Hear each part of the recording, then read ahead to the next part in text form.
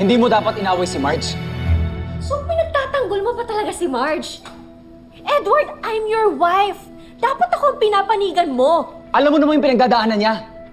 May sakit yung anak nila, hindi niya kailangan ng stress mula sa inyo. Binastos ni Marge yung pamilya mo.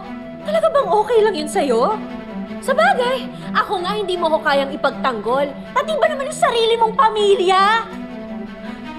No wonder you're such a loser in this family. You shut up! Habang nagsasuffer ang anak natin, nasa meeting ka, nasa lashing responsibilities mo sa lashing Torre Campo Realty na yan! Yung kumpanyang bumubuhay sa kanya!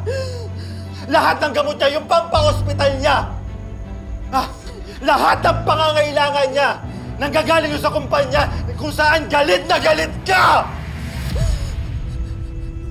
Huwag mo isipin na ikaw lang ang nagsasakripisyo dito, Marge! Huwag mo kong gawing kontrabida dyan sa istorya mo!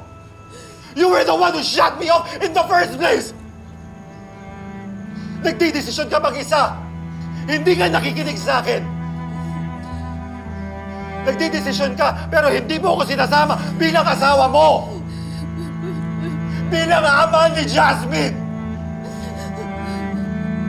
This has nothing to do with me or my family. Tungkol to sa inasta mo kanina. Sige! Sige! Saktan mo ako!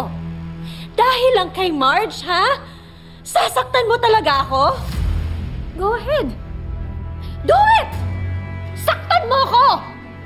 Para lalo kong isipin na baka mali nga yung lalaking pinakasalan ko.